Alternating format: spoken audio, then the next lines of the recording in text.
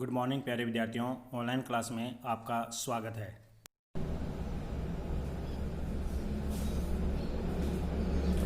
हाँ तो प्यारे विद्यार्थियों, बात करते हैं आज हम आपका अध्याय 5वां जो लोकतंत्र से संबंधित है कि लोकतंत्र क्या है। ठीक है ना। लोकतंत्र का अर्थ और उसकी परिभाषाएं। तो देखिए, लोकतंत्र अंग्रेजी शब्द के डेमोक्रेसी का हिंदी अनुरूप है, जिसे हम लोकतंत्र, प्रजातंत्र या जनतंत्र भी कहते हैं। इसके साथ डेमोक्रेसी जो शब्द है वह ग्रीक भाषा के दो शब्द डेमोस अथवा क्रेटिया के संयोग से बना है। डेमोस और क्रेटिया, इन दो शब्दों को मिलाकर के डेमोक्रेसी। यद्यपि डेमोस का अर्थ है भीड़, किंतु आधुनिक काल में इसका अर्थ जनता से लिया जाता है। इसके साथ साथ क्रेटिया का अर्थ है शक्ति। इस प्रकार शाब्दिक अर्थ में देखें तो डेमोक्रेसी का अर्थ है जनता की शक्ति। अब हम बात करें कि जो लोकतंत्र है, आज दुनिया में इसके कितने रूप देखने को मिलते हैं। तो लोकतंत्र के विभिन्न रूप यहां पर दर्शाए गए हैं, जो 4 प्रकार के रूप देखने को मिलते हैं। सबसे पहला आपका आता है राजनीतिक लोकतंत्र, दूसरा सामाजिक लोकतंत्र, तीसरा आर्थिक लोकतंत्र और चौथा नैतिक लोकतंत्र। ये 4 प्रकार के रूप देखने को मिलते हैं। इन चारों में लोकतंत्र को विभिन्न प्रकार से परिभाषित किया गया है। दूसरा आपके आता है कि लोकतंत्र के विभिन्न दृष्टिकोण, यानी लोकतंत्र के बारे में जो भी दृष्टिकोण इन्होंने अपने क्या क्या विचार प्रकट किए हैं। जैसे परंपरागत उदारवादियों के अनुसार लोकतंत्र क्या है, उसकी क्या विशेषताएं हैं, उन्होंने अपना अलग दृष्टिकोण दिया है। तो बहुलवादी सिद्धांत के विचारकों ने लोकतंत्र के बारे में अपना अलग दृष्टिकोण प्रस्तुत किया है। इसी के साथ मार्क्सवादी सिद्धांत के विचारकों ने लोकतंत्र के बारे में अलग से अपने विचार प्रकट किए हैं। तो समाजवादी विचारकों ने भी अपने अलग अलग विचार प्रस्तुत किए हैं। तो ये जितने भी जो दृष्टिकोण हैं, इनके आधार पर लोकतंत्र के अलग अलग विचार देखने को मिलते हैं। अब आगे हैं लोकतंत्र शासन के प्रकार। तो लोकतंत्र शासन के आपको 2 प्रकार देखने को मिलते हैं। सबसे पहला आता है आपके प्रत्यक्ष लोकतंत्र और दूसरा है अप्रत्यक्ष या प्रतिनिधि लोकतंत्र। अप्रत्यक्ष जो प्रत्यक्ष लोकतंत्र है, इसमें जनता स्वयं प्रत्यक्ष रूप से राज्य की जो प्रभुत्व शक्ति होती है उसका पूर्ण प्रयोग करती है, जिससे वह नीति संबंधी फैसले ले सकती है, कानून बनाती है, प्रशासनिक अधिकारियों की भी नियुक्ति कर सकती है। इसके साथ साथ इस प्रकार की जो प्रत्यक्ष लोकतांत्रिक शासन व्यवस्था है वो प्राचीन यूनान के नगर राज्यों में की जाती थी।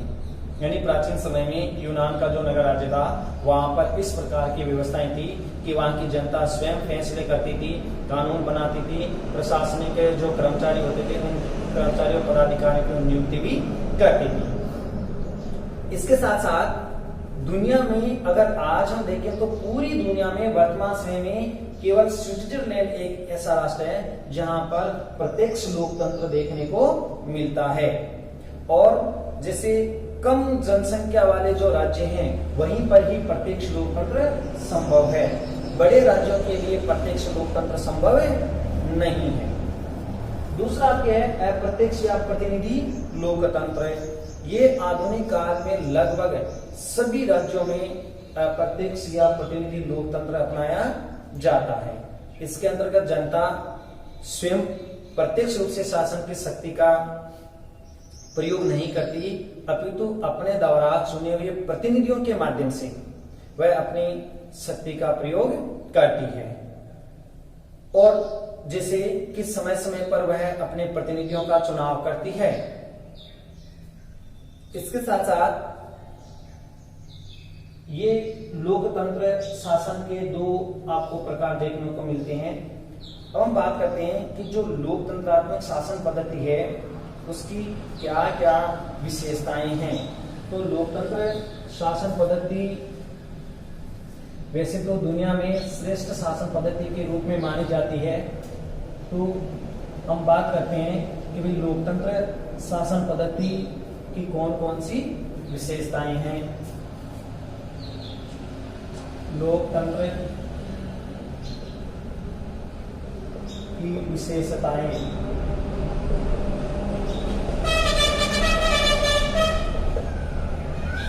लोकतंत्र की विशेषताएं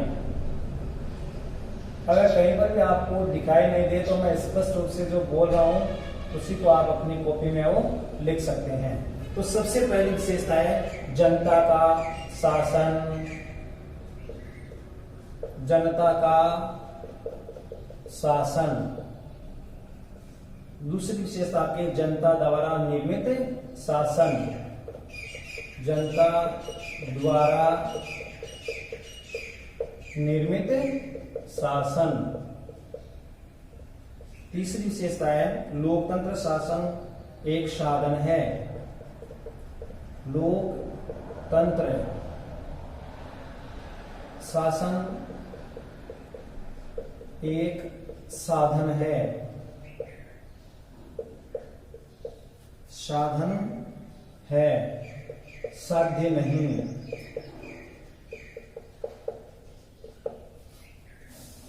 चौथी विशेषता आपके जनता के प्रति उत्तरदायी शासन, जनता के प्रति उत्तरदायी शासन।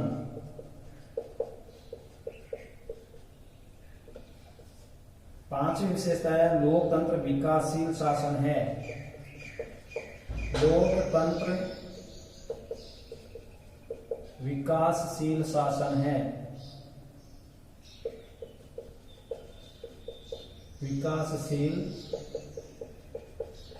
शासन है। तो देखो सबसे पहले बात करते हैं हम जनता का शासन।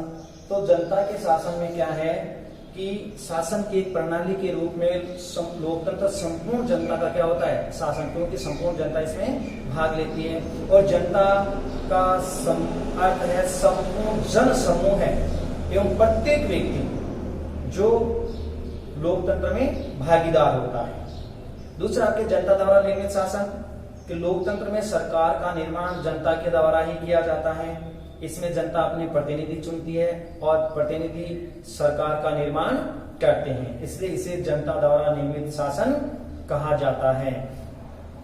तीसरा आपके लोकतंत्र एक साधन है, साध्य नहीं है। तो लोकतंत्र में शासन को कभी भी साध्य नहीं माना जाता, अपितु ये एक शासन का साधन है। और वास्तव में लोकतंत्र व्यक्ति की स्वतंत्रता, गौरव की रक्षा के लिए तथा सार्वजनिक हित की वृद्धि के लिए ही होता है। लोकतंत्र जनता के प्रति उत्तरदायी है, इसलिए उत्तरदायी है कि लोकतंत्र शासन प्रणाली लोक प्रभुत्व के सिद्धांत पर कार्य करती है। इसके साथ साथ यदि सरकार व्यक्ति की स्वतंत्रता छीनती है, जनता का सम्मान नहीं करती है, सार्वजनिक हित में कार्य नहीं करती है, तो जनता उसे बदल सकती है। तो इस तरह से जनता के प्रति उत्तरदायी शासन है। लोकतंत्र विकासशील शासन है। तो देखो आधुनिक काल तक लोकतंत्र शासन प्रणाली विकास की नई अवस्थाओं से गुजरी है और प्रारंभ में यह व्यक्तिवादी था जो बाद में उत्तरदायी लोकतंत्र के रूप में बदल गया है। अब हम बात करते हैं लोकतंत्र का आलोचनात्मक परीक्षण। तो लोकतंत्र के आलोचनात्मक परीक्षण में हम लोकतंत्र के गुणों और दोष इन दोनों का ही परीक्षण करते हैं।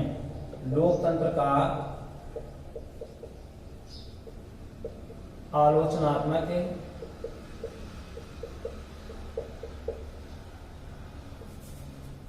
परीक्षण। तो सबसे पहले हम आते हैं लोकतंत्र के गुण। लोकतंत्र के गुण, तो सबसे पहले आता है आपके सार्वजनिक हित में वृद्धि। सार्वजनिक हित में वृद्धि। देखो लोकतंत्र है वो सार्वजनिक हित में वृद्धि का कार्य करता है। नंबर 2 आता है आपके कार्य कुशल। कार्य कुशल। तीसरा आपके सार्वजनिक शिक्षा का साधन। सार्वजनिक शिक्षा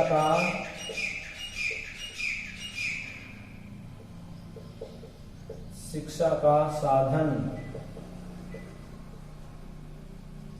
नंबर 4 आपके नैतिक शिक्षा का साधन। नैतिक शिक्षा का साधन। और नंबर 5 है आपके देशभक्ति की शिक्षा।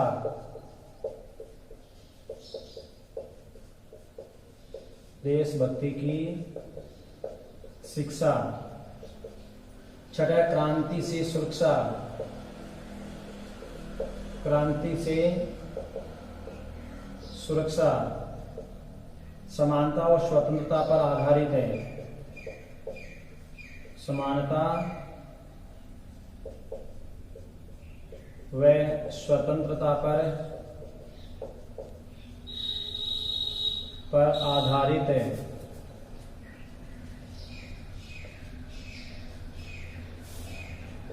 आठवां आपके स्वतंत्र व निष्पक्ष न्यायपालिका की स्थापना। स्वतंत्र व निष्पक्ष न्यायपालिका की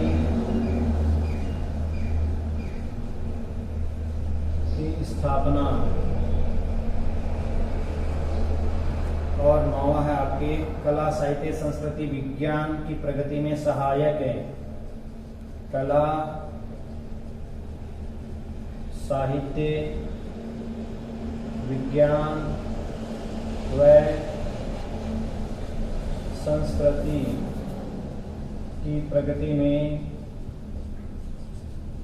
में सहायक है।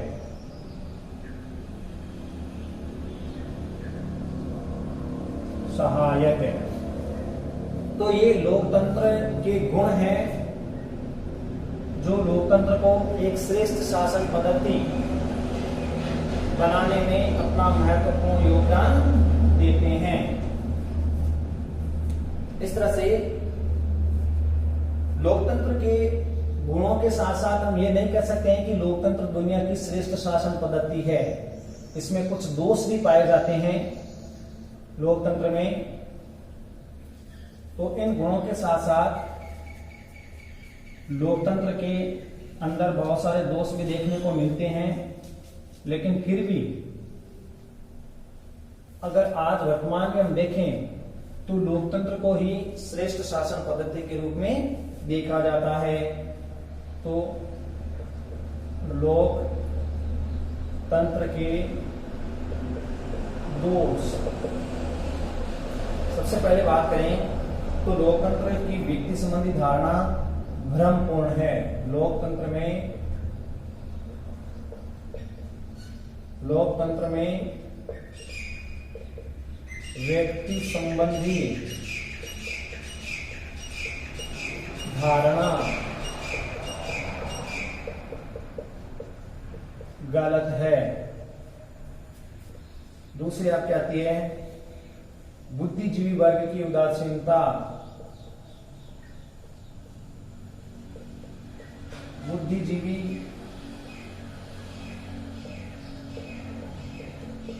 वर्ग की उदासीनता।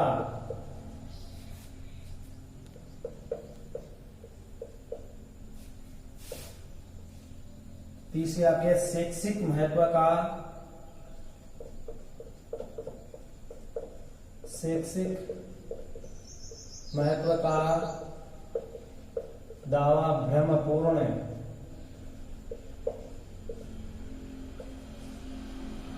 चौथी आपकी लोकतांत्रिक स्वतंत्रता व समानता भ्रमपूर्ण है। लोकतांत्रिक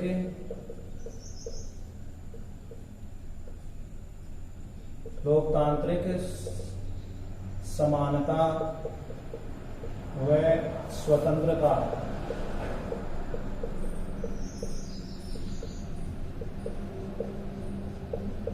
भ्रमपूर्ण है। और 5 आपके राजनीतिक दलों का दुष्प्रभाव। राजनीतिक दलों का दुष्प्रभाव।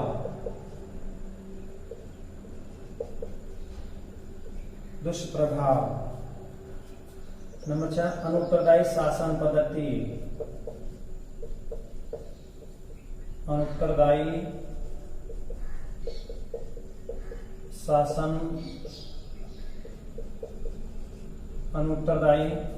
शासन प्रणाली। सार्वजनिक धन व समय का अपव्यय। सातवां के सार्वजनिक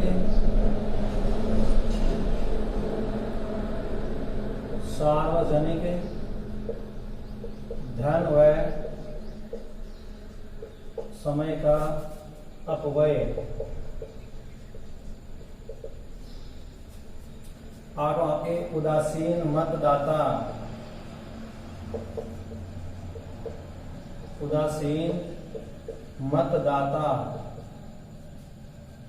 संकट काल की दृष्टि से कमजोर। संकट काल की दृष्टि से कमजोर व्यवस्था।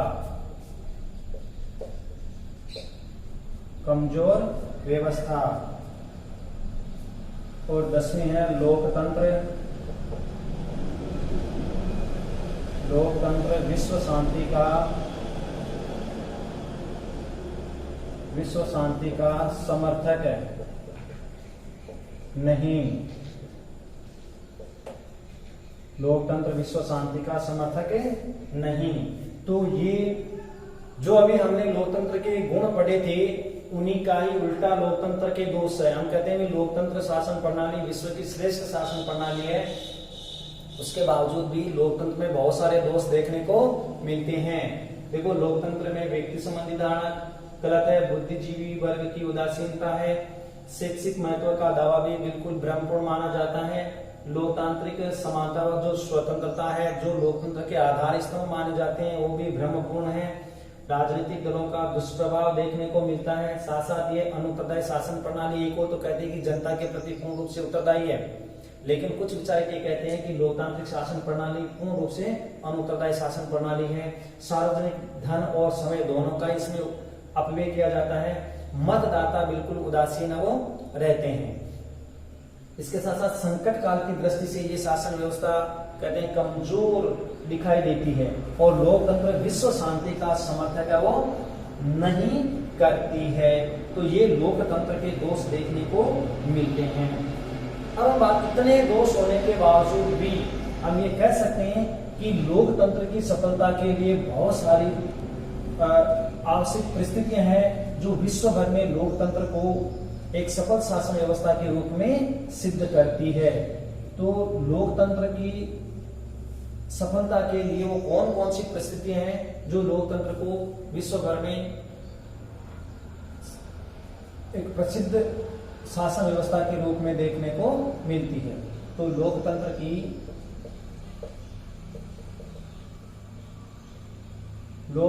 की सफलता के लिए आवश्यक परिस्थितियां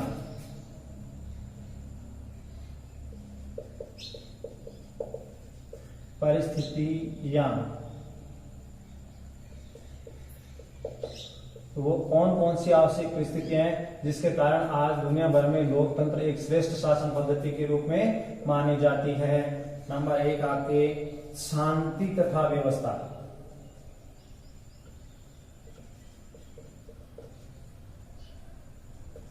शांति तथा व्यवस्था।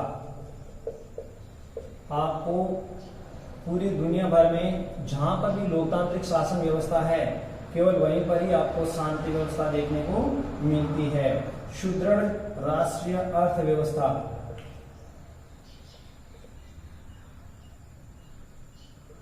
सुदृढ़ राष्ट्रीय अर्थव्यवस्था। अर्थव्यवस्था। सुदृढ़ राष्ट्रीय अर्थव्यवस्था। इसके बाद आर्थिक समानता की स्थापना। आर्थिक समानता की स्थापना।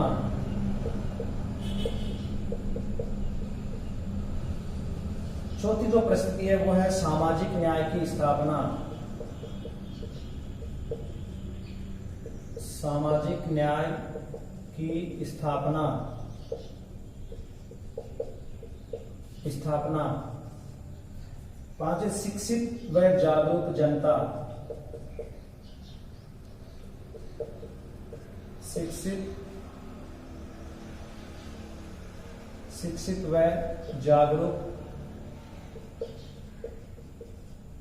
जागरूक जनता। छठी परिस्थिति है जनमत का निर्माण।